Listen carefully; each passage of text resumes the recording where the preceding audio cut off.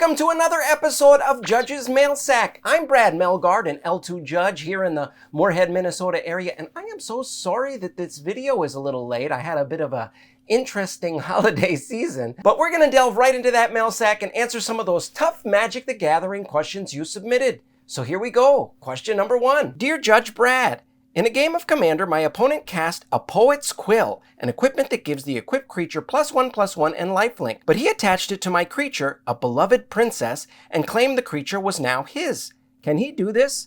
Sincerely, Ned in North River. Well, thank you for the question, Ned. No, he cannot do this. In fact, there is no pen in existence that can allow your adversary to lure away your beloved princess, unless that pen happens to contain 2 milligrams of semaglutide, in which case all bets are off. But I digress.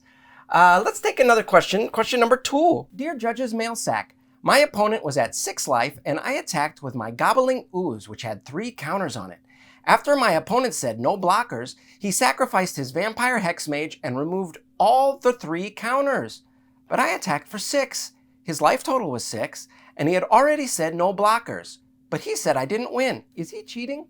Yours truly, Ronnie in Rochester. Well, thank you for the question, Ronnie. Unfortunately, your opponent is correct here. Since he had sacrificed the Hexmage after the declare blockers step, but prior to the combat damage step, the counters will be removed prior to combat damage being applied. The only way the Gobbling Ooze could be the victor here is if you were to pump it with a Giant Growth, for example, or let's say a GLP-1 inhibitor, allowing it to run away with the only girlfriend that you have had in years.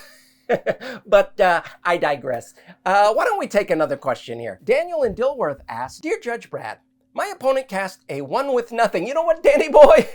I'm going to stop you right there because 1 with nothing is the way I've been ordering my pizzas for the past 2 years. Meanwhile, some Johnny-come-lately L2 Judge with a pithing needle full of Ozempic can start dropping more weight than a butter palm deadlifter, leaving me at the strike of midnight on New Year's Eve with no one to kiss. And speaking, by the way, of the clock striking 12, this seems as good a time as any to mention our sponsor for today's episode, Sven's Comics and Ludafisk, your one-stop shop for all your gaming and fermented fish needs. Got a great sale going on this weekend. Park near the Hotel Donaldson and follow your nose. That's all the time we have today for Judge's Mailsack. I'm Brad Melgaard. Until next time, you know what?